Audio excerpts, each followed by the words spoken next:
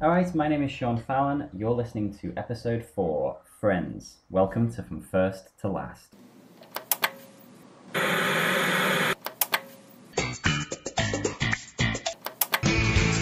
one told you. Baby, I hear the blues are calling. Toss.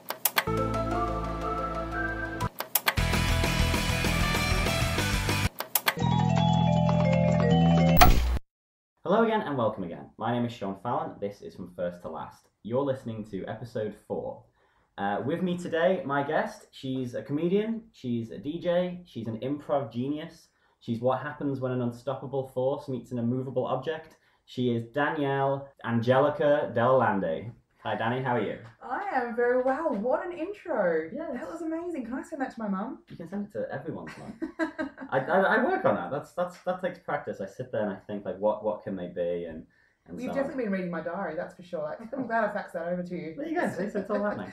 So Danny, today, what show did you choose? I chose Friends. Okay, so Friends, the classic. We'll come back to that. Definitely classic. We don't need to come back to it. End of story. Come back to that.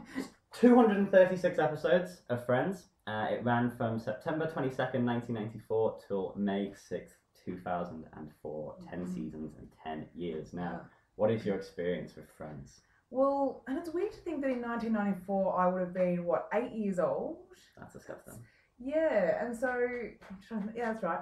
And it doesn't seem like a show on the outset that an 8-year-old should start watching, really. No, not at all. It's not exactly, X-rated or anything, but there's adult themes, but it seems schmaltzy enough to appeal to an 8-year-old, which is good. Which I guess is the broad sort of genius of Friends, but it appeals to everyone. No, that's a very good point, because I was thinking about that, thinking about Friends. It's very, very weird in the sense that it is a show about nothing.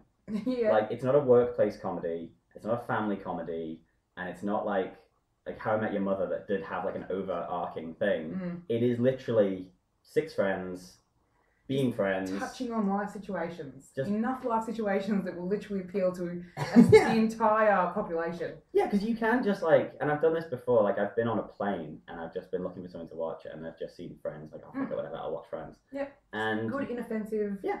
You can just dip in. Inoffensive, we'll come back to that. You can just dip in and out because there is no sort of continuity. You could just watch an episode from every single season and just be like, yeah, this makes perfect sense. Yeah, which I guess you would sit there and think, well, that seems like a show that probably isn't worth watching because how much substance really is there? But human beings are very simple people. Not a lot of people need a lot. It's good enough just to get half an hour on a Monday night of just taking yourself away from reality and looking at somebody else's not reality. But so I was 8 when I started watching it. My entire family loved it instantly, and so it was on every Monday night. It was VCRs back then, so we recorded it every single Monday, and so we at dinner time on a Monday we'd say, all right, whose job is it to tape Friends tonight? We'd have to sort of make sure that someone had been allocated to tape Friends. And we'd tape out the ads too, and so there were times where you'd forget to take it off pause when the ad break finished, and that was fights. That was legitimate. Danielle, you didn't take it off pause, and you just missed that crucial scene. Yeah, you just have got the canned laughter at the end of the joke. So you say that you can dip in and out one episode a season to the Delalands. You couldn't miss 30 seconds after the ad break to really get what was going on. That's incredible. So it was big in our house, and then so once it was. Not even once it was done, it would play on rotation on the weekend. Yeah. Saturday or Sunday, you could come in at any point in our house and the tape was on. Amazing. And someone was just sitting there watching it. And still to this day, we each of us own the box set, not just one of us. We each own the box set. Wow. I have every episode on my hard drive. It's just, I don't know, comforting maybe. I think a lot of people find it comforting. I think so, yeah. I think it's that sort of thing. It's like, I remember describing... It wasn't Friends. It was How I Met Your Mother. I described it as visual chewing gum, in the sense that it's not a full meal, but it just gets you through. It gets it. Well, the thing in England, I must have started watching. I was like 10 or 11, and it was on. I want to say a Friday night, and if I remember this correctly, and I probably completely got this wrong, there was like a Friday night TV block, and it was like Friends, Frasier, Roseanne, and then ER. Okay. And that was sort of the thing. Like Friday night, you just sat and you watched all 4 of them, one after another, and then Monday morning you'd go in, you'd be talking to your friends, and they'd be like, oh, did you watch this? And you quoting Friends and all that, and it was just that weird, huge cultural phenomenon to the point where, like, I mean, I was thinking about this the other day. On the Friends theme tune came on the radio. Yeah. And it was like, that was the Rembrandts, who were #1 in, I guess, 1994 or 5, whatever. And I can't think of any other TV show where the theme tune was famous. Like, that famous. Exactly, that famous to the point where I remember watching the film clip on Video Hits, and it was in its own right just a massive single. And I guess it helped that the Friends cast were in that video clip. Which, again, is absurd. Like, that idea of, like, oh, you know, we've got this song that we've recorded specifically for the show, and the show is massive, so these people are going to go and be in the video. Like, that's outrageous. Yep. Like, Jennifer Aniston has an Oscar nomination, and she's in the video for the Rembrandts.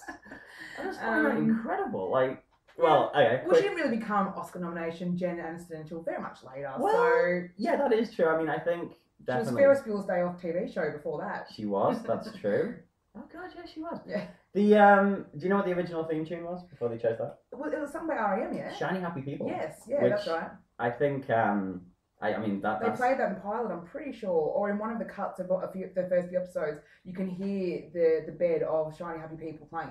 Oh, yeah. I mean, because that song is awful, and I like R.E.M. and I like the B-52s, and yet that song is an ungodly mix of the two. And I think that would have been because watching Friends obviously for this. That opening is annoying. Where they're in the fountain. Yeah. I just feel so sorry for them as well, because when I sort of doing research for this, and what they said was like they didn't have the song written at that point, so they just were possessed. Oh, sorry, the song wasn't recorded. They just had the lyrics.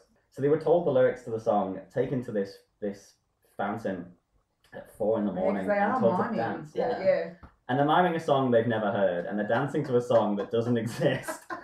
Which is, it's almost quite philosophical that these people are just dancing in this fountain to a song that doesn't exist yet. And I think it's interesting as well, obviously, when you watch the last episode and you see them, and they never updated that opening. So it's always them as babies. Yeah. Because 10 years was very much, they all aged so much in 10 years to, like, being 90s chubby babies into, like, what they ended up as. Yeah. Courtney Cox in the first episode, Courtney Cox in the last episode is a thing to behold. Yeah, it's incredible. It's such a... Yeah, that was... Okay, we'll talk about that. Talk about the first episode.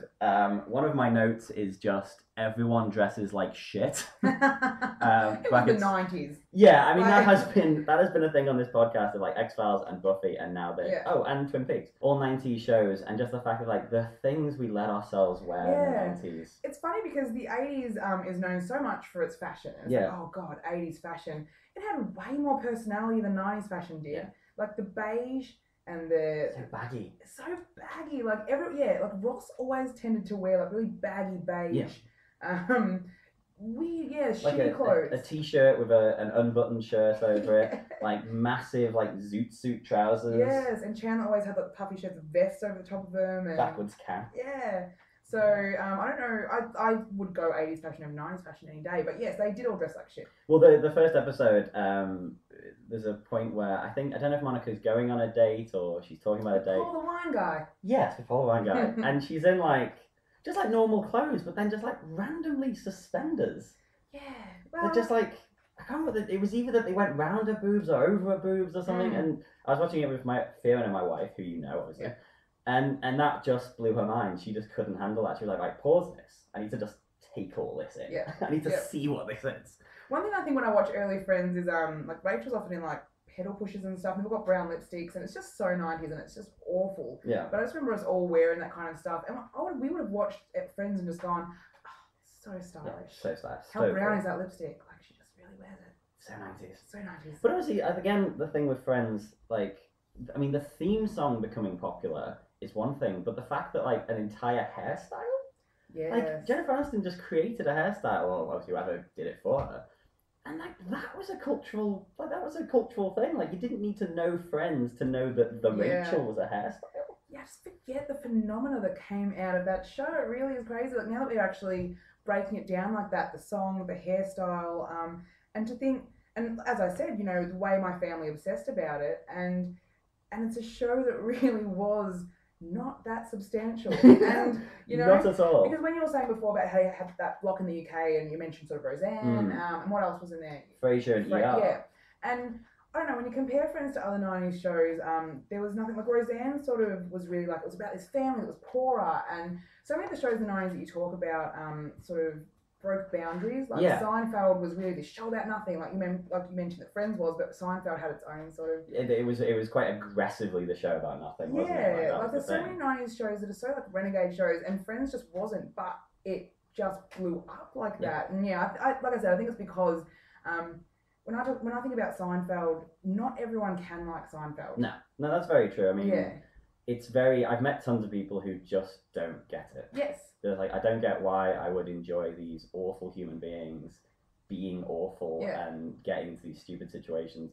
In the same way, like talking about, like you say, Roseanne, hugely influential, and you know, because she was like the showrunner and she had that whole thing.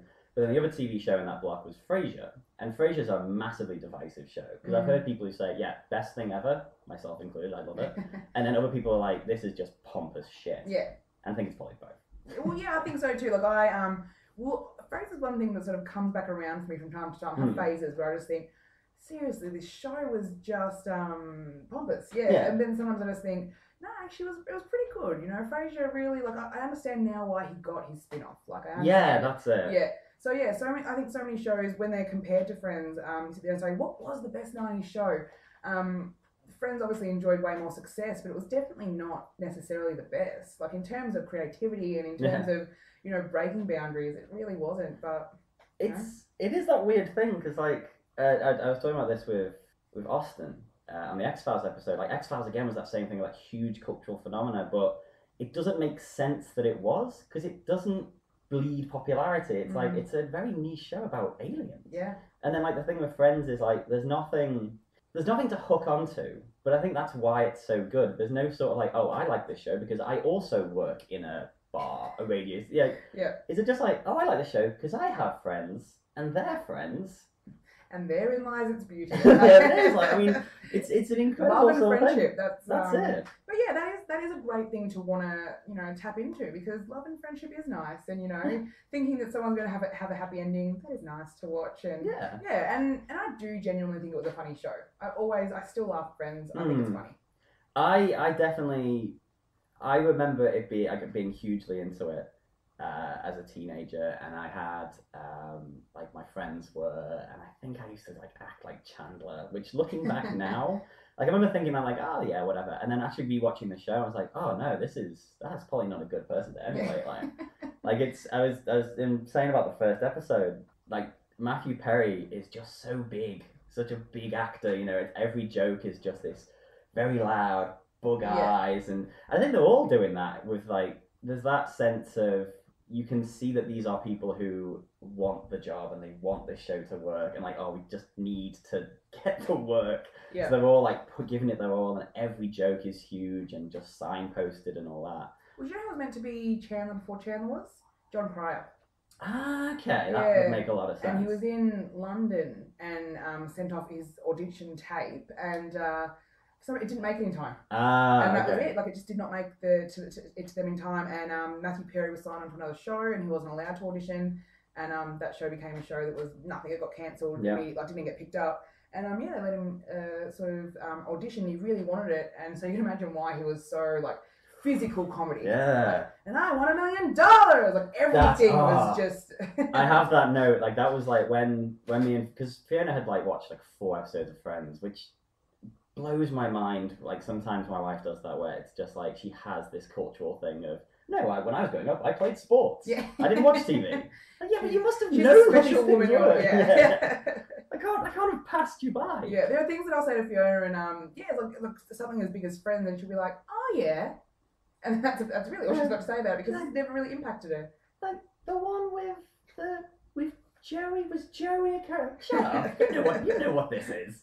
It's funny saying the one with. That was just genius titling. Yeah, that was fantastic. Started all of their episodes with the one with. Yeah, this is just that's how you speak about episodes. Like, it's the one with. Yeah, and which is genius. Like, someone should have come up with that. It's amazing. It's one of those ideas, and you see something, you're like, why did no one come up with this? How did that happen earlier? Yeah. Like, almost people writing down like, well, no, we need to be more creative than that. Yeah. But the like I was saying before, that I want $1 million thing. Like when Fiona said to me like about the first episode, and I was like, the only thing I remember is a scene where Rachel runs in the wedding dress and Chandler says, "And I want $1 million," and it suddenly just came to me. I was like, and I think he does it huge. Yeah, he does. Yeah. And then when we watched the episode, I was like, oh, it was bigger than I thought, and I thought it was going to be massive, and I was like, no, because he like spins in the chair. Bit of physical comedy for a podcast.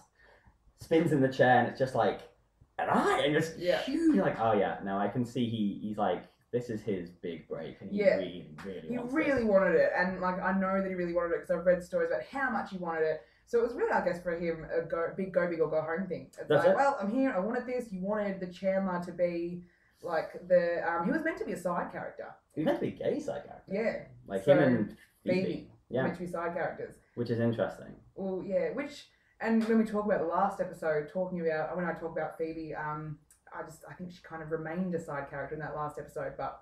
Well, yeah, well, yeah, we will definitely come to that. I'm trying to check what else I have in my notes. Everyone's given them all. For some reason, because what happened was I watched the first episode quite a long time ago and made my notes, and I didn't watch the last episode until about an hour ago. And for some reason, I just have in my notes IKEA joke ? So I don't know what that is. That would be about Phoebe.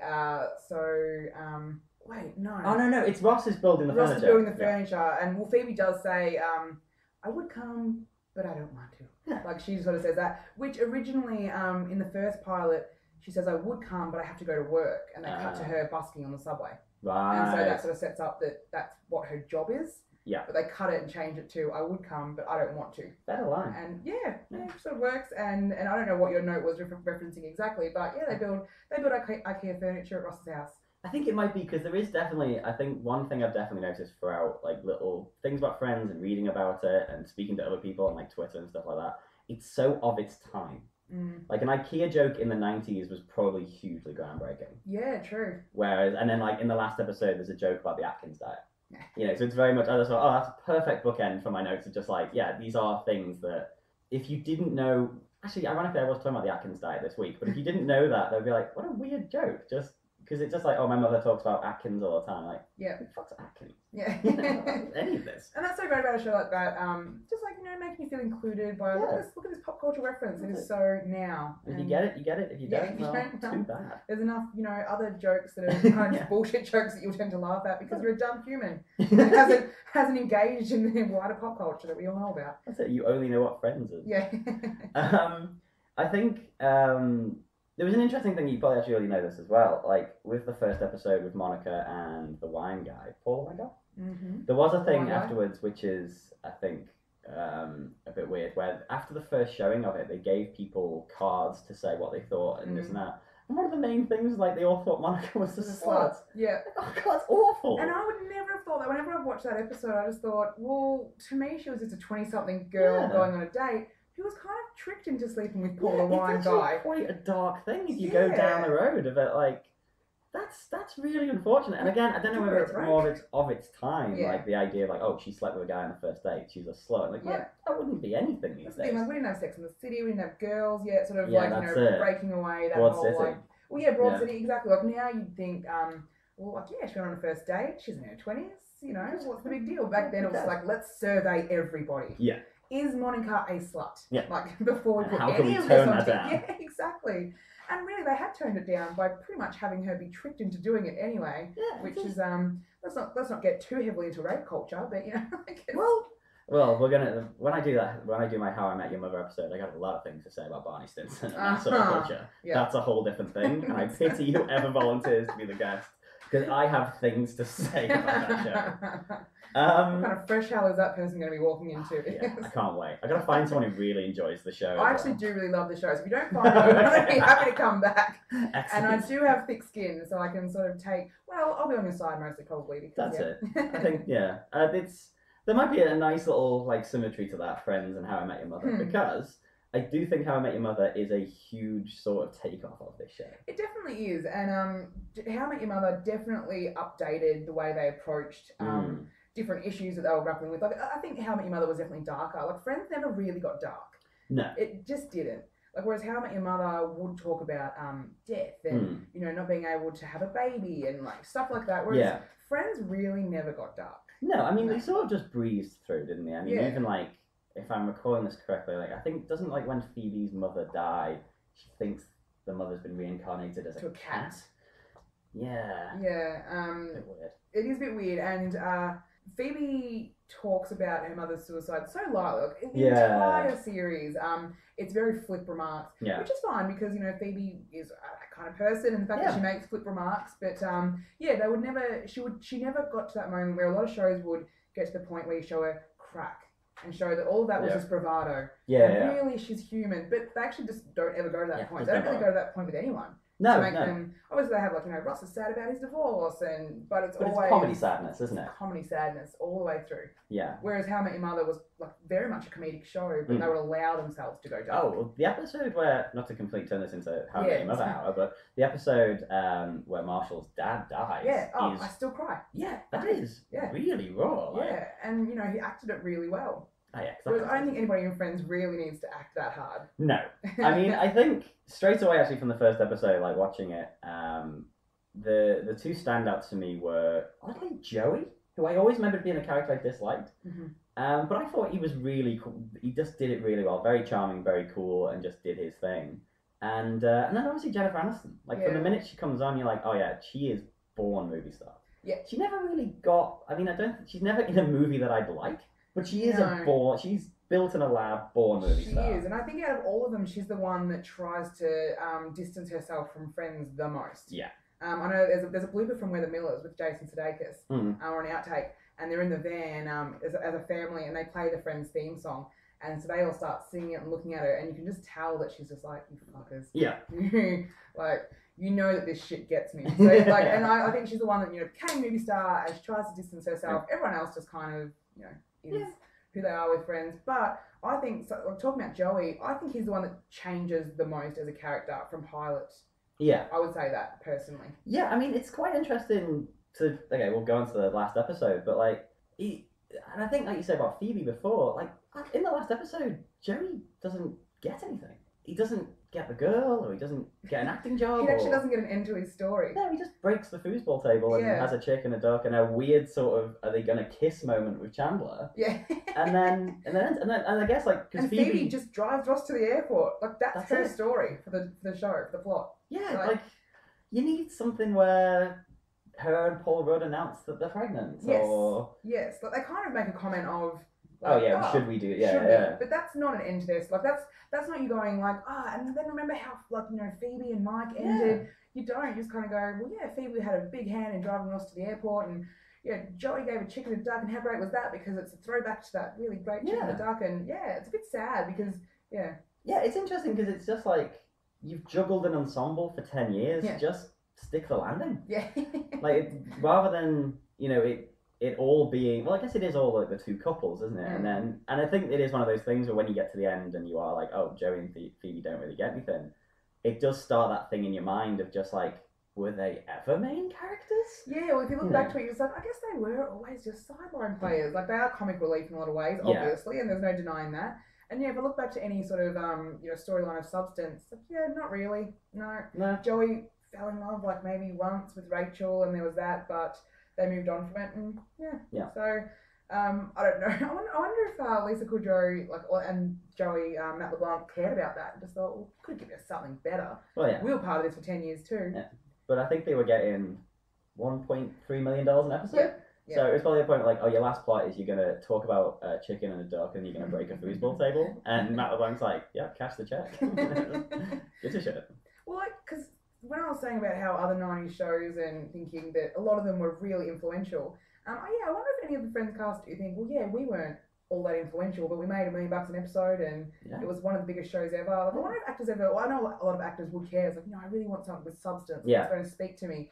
I wonder if they do ever think like, it was a bit of a nothing show, but whatever. Because I think that anniversary they had recently, which wasn't an anniversary, but it was like the Chuck Lorre show, and apparently it was pretty bad. I didn't see all of it, but Fee was saying this, like she watched it and she read a BuzzFeed article about it, and there was a whole thing of like the interviewers were just awful. Yes. Like they just couldn't ask a question to save their lives, and it was like everything would be. It'd be like if I said to you, so I hear you've got a really good story about the time you met Courtney Cox. And you said, yeah. And I went, okay. And I moved on to the next thing. Yeah. And it was always that. I was like, oh, I heard you did this, this, and this. And you did that. And you're like, no, these aren't stories. Because the thing was, and the thing that sort of hooked into me and Fee's mind was like, there was a thing where apparently Jennifer Aniston made Lisa Kudrow and Courtney Cox a salad every day that they filmed for lunch. That's sweet. And it just started this thing of Fee being like, what kind of salad? Yeah. And I was like, what? And she's like, well, was it a green salad? Was it this salad? Did they change with the, So these are the questions we want answers to, You want something, some substance to that story. Yeah. Otherwise it's just a woman making salad for two other women that she works with. And that's a nothing story. And I find that was the whole thing, like that whole union was just that, just like half-told stories. I heard that. The interview was poor, and it's almost like I think the cast has just been asked the same questions over and over again for 20 years now. Yeah. Well, I was reading an interview with Harrison Ford, and they were asking him about Star Wars, and he was just like, yeah, it's a job that I did. And he just comes to and I was like, well, Harrison Ford's such an ass. I was like, yeah, but he made Star Wars in 1977, and has probably every single day been asked a question about it. Yeah. To the point where you would just be like, please stop asking these stupid questions, or refer back to 30-year-old interviews and just cut and paste. My opinions have not changed. Because like for sure they get asked, were you actually friends on the set? And I heard you signed a deal that you all got the same amount of money, or you like honestly I've read all the interviews and they really are the exact same questions, which is the whole idea, like every interview in every industry, like they all just seem to ask the same questions. But yeah, it'd be nice to just get some like, well, you were 6 friends that were really close, and obviously you had a massive bond, and like, what about this? What about this? Apparently they were taken to Vegas after the pilot was filmed to bond more. And one of the producers said, this is your last chance at anonymity. So have fun. Yeah. Because it's like, you guys have just, he goes, they filmed the pilot and they got along like a house on fire, with instant chemistry. Yeah. And he goes, and he knew from that moment, he just goes, enjoy anonymity right now because it's over. Yeah. No, I mean, I think that's definitely one thing. I'm not a huge fan of it. I used to be a huge fan of Friends, and I'm not now. It just sort of, I feel like it's a huge throwback, and it never, like looking back on it now, I was like, yeah, this isn't really my kind of thing. But I can instantly see the appeal of it, because they have got chemistry for days. And the thing is, Ace, when you have 6 actors like that, there must be a certain point where they think, like, there must be some shows that are like that. You need like a big ensemble show where it's like, it's all on good, but we can't put this character and this character together because it doesn't work. Yeah. Like you do watch certain shows, and I'm trying to think of like a good example of like, say like Brooklyn Nine-Nine or one of them where you've got like a big cast. And the great thing about that show is they can kind of just go in and say, okay, today's story is going to be this guy, and you put them together, and it's brilliant. Yeah. But then other shows you watch, and they put 2 characters together, and like, ooh, that is a terrible pairing. Yes. Whereas like Friends always had that. You could have like a Chandler Phoebe story or a Joey Ross story, and it always worked. Yeah. Yeah, I remember I was watching Girls, and I feel like Girls sometimes will pair the wrong characters together, because Girls will have these episodes where you're just like, what is this episode? Like, no other characters will be in it except just these 2 characters, and they'll just have a storyline about them. And I remember one day, like, Adam and Ray were looking for a dog, and that was the entire episode, was just them in another town looking for a dog. Like, why have they done that? That's hard. But yeah, Friends, you could just put anyone together. And actually, I remember there was an episode of Friends titled The One With. It was because it actually, like, they basically look back to, like, they flash back, and so they paired, basically in that flashback, they paired all the friends together. Like, was it the one where Phoebe and Ross almost hooked up, and Joey and Monica almost hooked up, and Rachel and Chandler almost hooked up. Is it the one where it's the one where it does work? And it's okay. Let's see if they're in the coffee shop at the start, and Janice is talking to them, and sort of says like, "What would have happened if this?" Oh, yes. No. Have any of the 6 of you been with the 6 of you? Yeah. And it all. And they go, no, and she goes, "What about almost?" Yeah. And then they start reminiscing. And they did that specifically to test the audience, to see how the audience felt about the different pairings, to see if they could take any relationships in the other direction. Interesting. Yeah, and they kind of realised that, no, Ross and Phoebe aren't really doing anything for the audience. Joey and Monica not really doing anything. And then obviously Chandler and Rachel. But they did it as a specific sort of like that's testing. Interesting. Yeah. That's because I mean I remember reading like when it was the whole thing of Joey and Rachel, like the three main writers, or there's 2. I think it's I've got it in front of me. David Crane, Martha Kaufman, and Kevin Bright. And when they said, "Oh, we're going to put Joey and Rachel together," like apparently the staff writers were like, "That's a fucking awful idea." Yeah. And there was that thing of like, yeah, but sometimes friends do these sort of silly things, And then I think that didn't really work, did it, on the show? Like, no. and I think it's that interesting thing of at that point, the writers should have been like, nope. This is a terrible idea. You know it's a terrible idea. You've sold it as a terrible idea. Don't do it. Yeah. They went pretty far with it, though. They did go on with it for a little bit. But it is, I think a lot of people regard that season as the worst season. Like, a lot of people say, like, oh, the whole Joey and Rachel episode, it's kind of like it's lost season. Everyone's like, oh, I hate that one. Yeah. Yeah. No, that makes sense. I mean, I think you can only push it so far. And I think the thing is as well, like one thing I've learned about Friends, like thinking about it for a very, very long time, because of like when I first started this podcast, I was like, oh, Friends will be a show I'll do, and it just keeps coming back into my brain of like things I need to talk about. In terms of like a will they, won't they, or like that sort of TV trope, Friends for me is a masterclass in how to do it well and how to fuck it up. Okay. Because the how to do it well, I think those first 2 seasons where they kind of do have the will they, won't they with Ross and Rachel, and then they sort of get together, and then they get split up because of the list. Yeah. And then they have the big thing with the prom video and He's Your Lobster and all that. I absolutely still think about that and get a little smile on my face, like, oh, that's brilliant. And then the way they sort of split them up is sort of where I went off the show, because like you just had these too many episodes where it was just that conflict between the two of them, and it just didn't make any sense to me and all that. And I was sort of thinking about it, I was like, it just seems like a weird thing to like have this big will they, won't they, which made the show super popular, then do it, then break it up, and then try and stick together. And I think my only theory is they've seen that Jennifer Aniston is the shining light of the show, and they thought to themselves, we cannot have this amazing actress we can't lock her down just yet. We can't shackle her to him and have it be like, oh, they're together, so one season we'll do they move in together plot line, then the proposal plot line, marriage plot line, babies, done. And that's it, she's done. Yeah. And then she becomes one-dimensional. She becomes the woman that's married to the guy, and she's all like she's about the relationship. Yeah. So yeah, it's so amazing they were able to go like season 3, like, okay, there's so much more that we can do with her, and they so how do you think they fucked it up? I think I just didn't like. I mean, I think actually I say they fucked it up. Looking back on it, stuck with what they had. If they've sat down and they've gone like, right, Aniston's the shining light. She is the sun in which we all revolve around. We need to split her up from Ross, who is a walking sad sack of horror. One of my notes in my book is David Schwimmer's voice is a nightmare. So I think they do. I think actually I say they fucked it up. I think I just didn't like that plotline because I don't like Ross. Yeah. But I think the thing is, stuck with what they did, they couldn't have them grow apart because they didn't have the time, and it would then ruin what had come before. Yeah. Because you couldn't have a thing of like, oh my god, Willie, weren't they? And then they do get together, and it's like, oh, it's a huge mistake, and then they split up. And you're like, oh, well, that was Yeah. And then they couldn't actually just have them one cheat on the other legitimately, because then you're like, well, no, then they can't get back into the friends group. How genius was that? How genius writing was that to just say like, it's epic, there was cheating, like that's the worst thing that can happen in a relationship, but technicality. There's technicality there. Each person's in the, well, not each person's in the wrong, but each person's feels like they're in the right, and you can sit there and say, he shouldn't have done that, but she can't be mad at him, but he should have done this. And I think I might even completely turn my opinion around that they actually did very well. Well, yeah, because I think like, Ross is able to remain a friend because did he do anything wrong? We can't tell.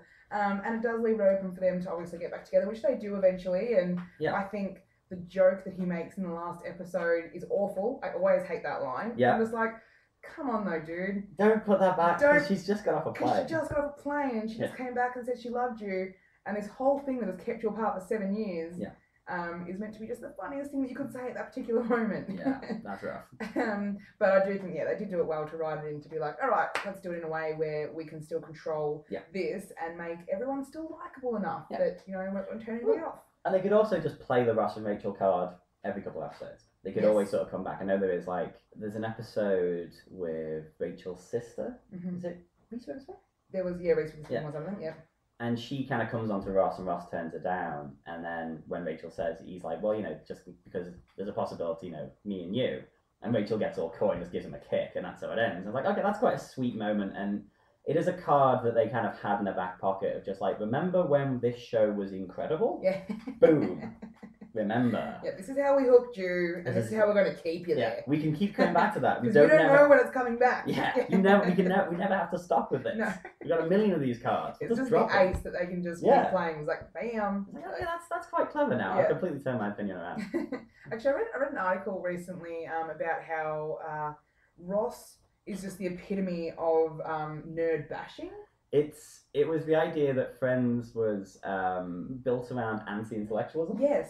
And it was the thing of like Ross's great punishment for being clever was that he ended up with Rachel, who is obsessed with shoes and shopping, and it's like he never gets to get away. He just gets stuck in this existential nightmare with these five morons. This article was so serious too. It was kind of like, this is what's wrong with the world. Like, they sit there and they tease and they roll their eyes because he talks about dinosaurs. Yeah, and it's like this poor dude who just wants to be, friends with his friends and talk about his work, and they just hate him. So true. And we all hated him in turn. We're just like, yeah, he is dumb in a really smart way. Yeah, he's the worst. I mean, I was saying that to Fee before, because she was saying, we watched the episode and Fiona was like, Rachel's just get on the plane and leave. She'd be like, unshackle yourself from these toxic nightmares. I know. It's like that last episode, 90% of the dialogue is people yelling at each other. Yeah. It's all just like, get on the plane, get off the plane, get out of the car. Everyone's just yelling at each other, and it was interesting to see it in a vacuum and just be like, God, these people are quite unpleasant to each other, which I guess is friendship. That's what I'm about to say. Like, let's face it, friendship doesn't need to be, happiness all the time. I love yelling at my friends. Yeah, that's it. I mean, I think that's the family. thing. Yeah, you can yell at your friends and they just instantly forgive you, and that sort of makes sense. It's funny how we talk about Phoebe not playing a massive part in the final episode, though, because I think it's some of the funniest stuff Phoebe does do, though. Like, I think she's hilarious in the episode. Okay. When she turns around, she throws the coin at the window. She's like, "Damn it, that window's clean!" No, I can't remember that.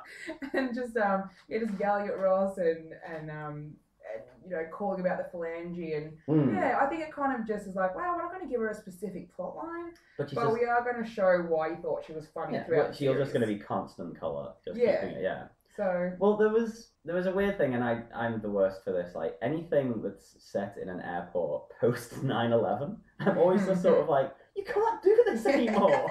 Like, you can't run through. You can't be shouting in an airport. You can't be telling people there's something wrong with the plane. Then get back on the plane. Rachel would have been in Guantanamo Bay like that. Yeah. You know what I mean? Just like getting off the plane, getting back on the plane. Yeah, like, oh no, this is too suspicious. Behaviour.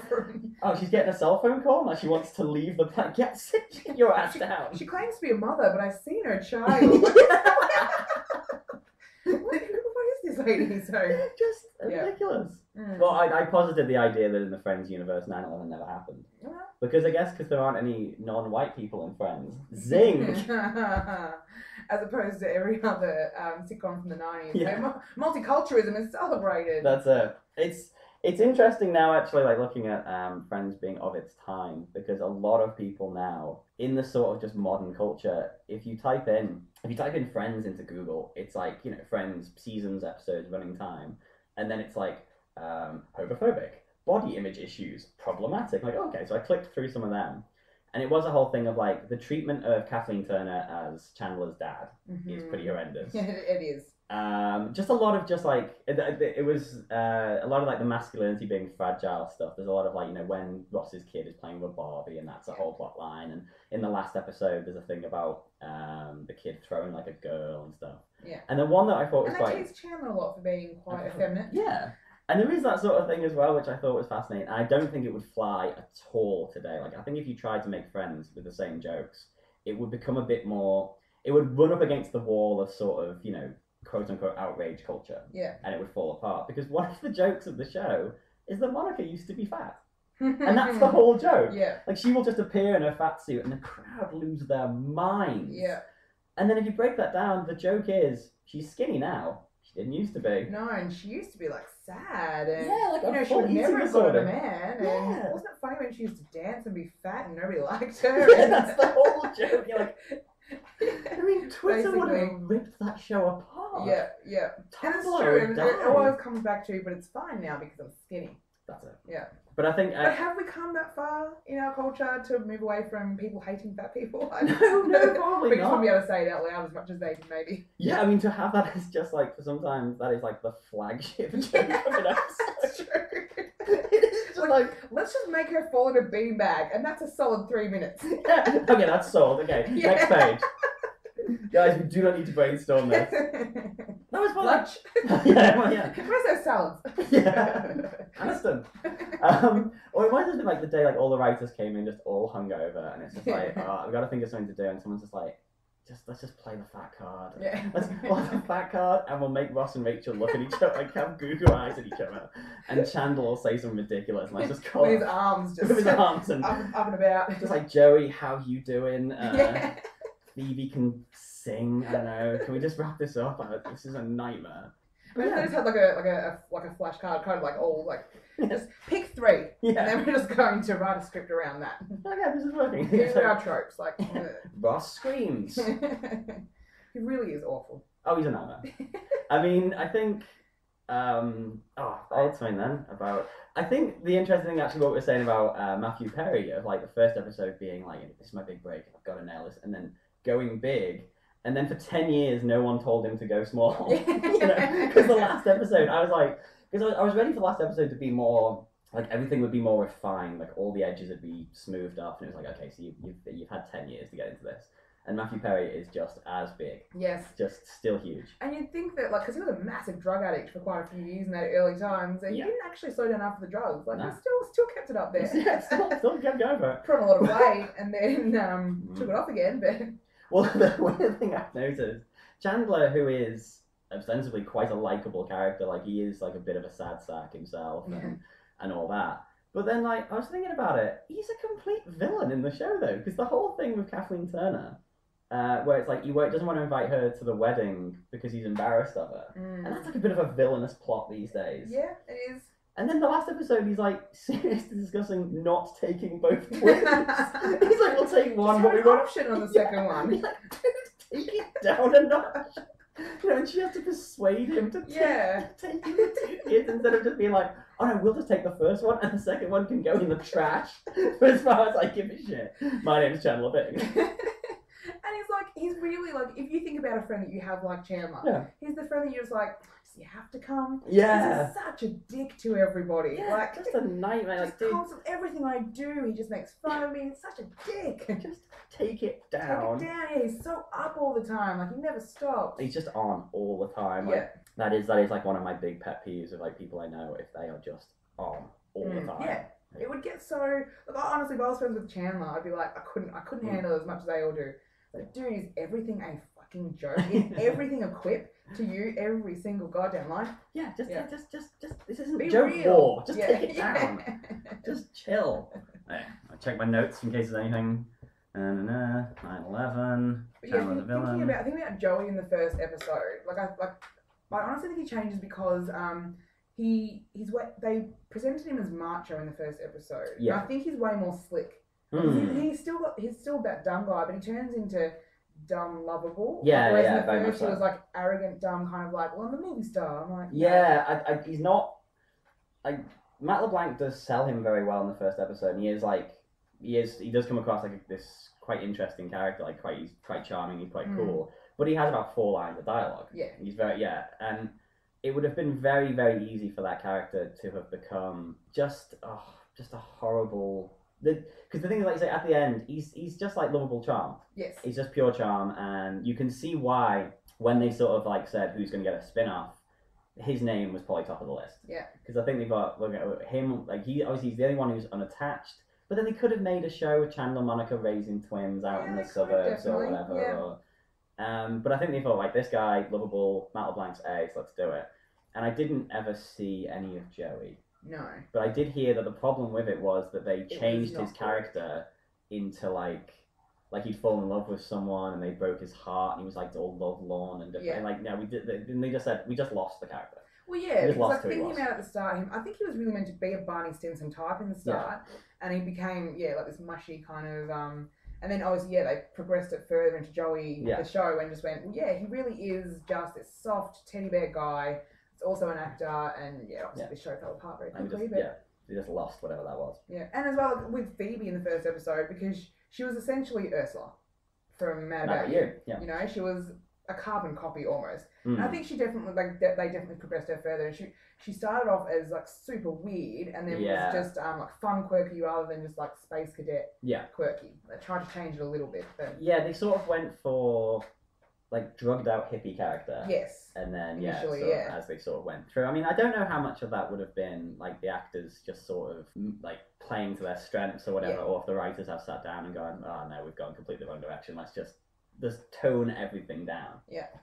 Right. And Mad About You was suing. It's like, you realise taken the actor and the character and just transposed her into a new setting. It's like, no, it's not going to happen. We didn't do that. And then Ursula was in Friends. Yeah, eventually was just like, no, because it's her twin sister, so... Yeah, it's fine. Everything's going to be fine. Quick, weird story for you for Friends, which, because I think there are quite a few ways the show could have completely fallen apart. Like, I think there is that interesting thing when you read stories and you're like, wow, if that was the show they'd made, we wouldn't be talking about it now. It'd be like, did you ever watch that one season sitcom? No. So originally the title, I do know the other titles, like Friends of Ours, Friends of Ours, 6 of 1. 6 of 1, Across the Hall. Across the Hall, yeah. And the weirdest one, Insomnia Cafe. Yeah. Which makes no sense. And that sounds like it should be dark, really. Like, that sounds like it's a show, it's like Cheers, but, they're just in a cast. The cast would be the people in the coffee shop. Yeah. And it'd just be like, they'd come in on like, someone would be able to sleep, someone would be on the late shift, someone would have a baby or something like that. Yeah. And then they'd all just sit around and just talk about the encroaching night. That name couldn't play to the premise they end up going with, no. And then the other thing I read, which apparently the studio wanted like an older character in the show, so they wanted like someone a bit more like a wise character, because they were like, oh, people aren't going to want to see these 20-somethings bumble their way through love and life in New York. Don't lie.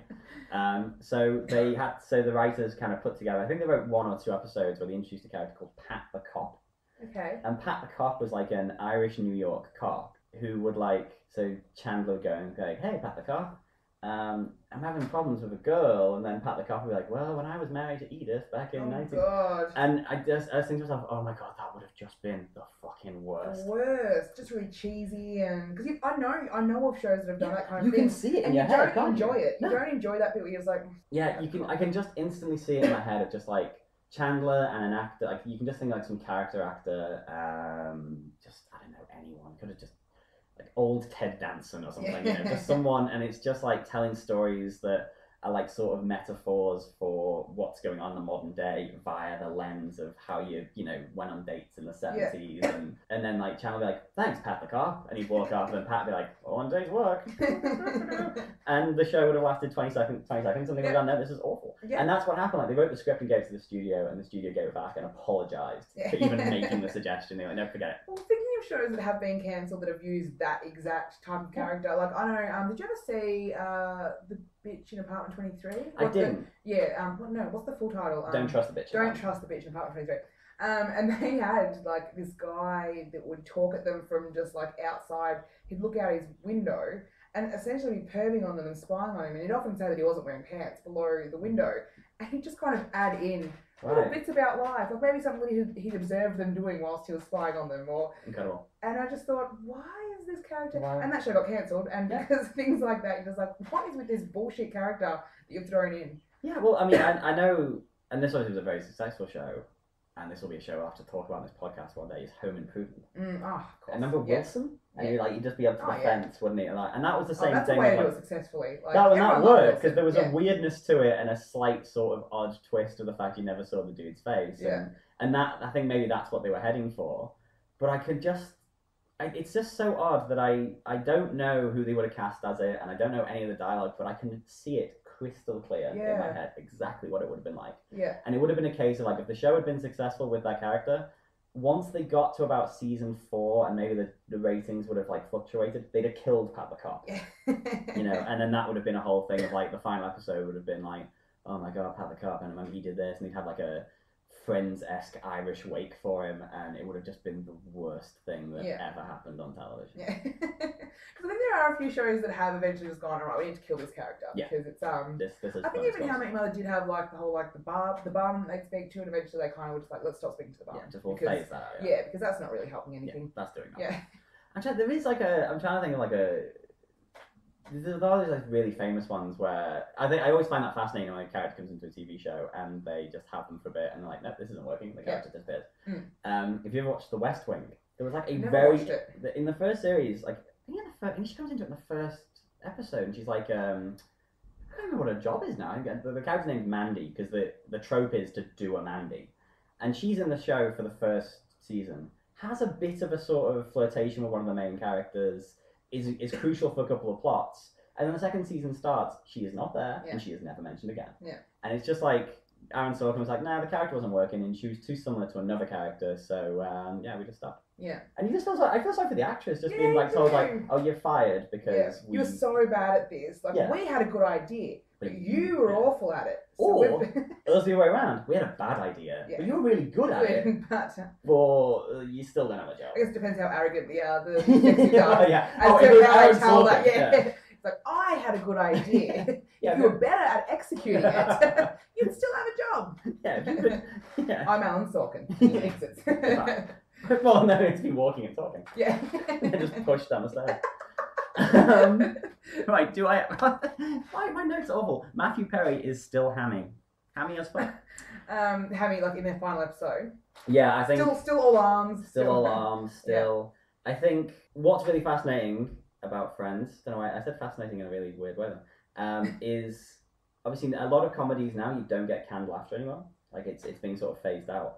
But it's very interesting to see, obviously, the canned laughter was every single line, or most of the lines. And also to have that sort of fan participation. Yeah. You know, where like when, I think when Ross and Rachel got back together, they all cheered. And when he was going to go after her, they were all cheering. And there was a gasp at one point and all that. Which is very much, again, of its time. Like, you just don't get that anymore. Yeah. And now if I do watch a show with canned laughter, not so much one that I've seen over and over again, like Friends, because I kind of know where the cue laughter is and I can go with it. But if I see a show that I haven't seen before, and especially if it's a contemporary show, and you sit there and you're just like, wow, this laughter is getting in the way of me actually enjoying and having my own thoughts about what's going on. But yeah, I guess we never thought that in the 90s. You just put up with it, didn't you? Yeah, happy to just be like cue laughter. Yeah. Did Frasier have a laugh track? Frasier did have a laugh track. I don't know. I can't actually think now. I'm not really sure. That's interesting because I know obviously because Cheers definitely did. Yeah. And it was the whole thing of like, cheers. Oh, of course. Live studio audience. That was a reference I made the other day. Fee didn't get it. Classic. How I Met Your Mother had it, but I remember they'd sort of made it quite quiet. But there's a meme going around at the moment because they weren't filmed in front of an audience because of all the cutting and all that. Like, so you couldn't, like, you know, when they cut to a flashback and all that. So it would just be shown like in a screening and then they just record the laughter. Okay. But someone's found that there's like a woman who in one of the episodes, like everyone laughs and it's like that normal sort of like laughing sound. And then there's just this one thing that's like at the end. And someone's found that it's in every episode, every couple of episodes, of like this woman, they just repeated this one thing and it's just the annoying laugh track. And then there's also, I don't know if you've seen this on YouTube, where you can watch like Big Bang Theory without a laugh track. Oh, I love it. I absolutely love that. And you just sit there like wanting to tear your skin off, and you're like, oh god, it's horrible. I don't know where the funny lines are. I can't actually see any of them now. Yeah, where it's just like joke, joke, joke, joke. Yeah. And then just silence, and then someone else starts speaking. You're like, how dare you wait for me to laugh at that terrible joke? Yeah, and it's just like it makes you sit there and think like, how have I been so dumb to be falling for this all these years? Like things that I thought were funny were actually just I was manipulated into it by the laugh track. You just assumed you had it. Well, there's a good I think this is a good point to end it. And another weird story. Chuck Palahniuk, the writer, he writes a thing about how a lot of laugh tracks were recorded in the 50s. Yeah. Okay. So you're listening to dead people laugh. Yeah, I have heard that. Someone said it before, and it's very eerie to think like, yeah, okay, cool. So I'm being manipulated into laughing by ghosts. Yeah. Like, oh god, so I'm laughing from beyond the grave. Yeah. Right. So Dani, thank you for coming on. Where can people find you? People can find me at if they would like to listen to Mix 106.3 in Colac. Yeah. You can stream it on any radio app, Mix 106.3 in Colac. I sometimes perform with the Improv Conspiracy in Melbourne at 19 Myers Place. Yeah, that's really good. It is a lot of fun. If you ever get a chance to see the Improv Conspiracy at Myers Place, I definitely recommend it. A lot of great shows. And that's the only place you can see me right now and on this podcast. Fantastic. Yeah. As usual, you can read movie writing at audienceeverywhere.net. You can come be a guest on the show if you get me at Twitter at From First to Last Pod. I think I've got to learn these. And my email is fromfirsttolastpodcast@gmail.com. Dani, thanks for coming on. Thank you very much, Sean, for having me. Awesome. Well, my name is Sean Fallon, and this has been From First to Last. Goodbye.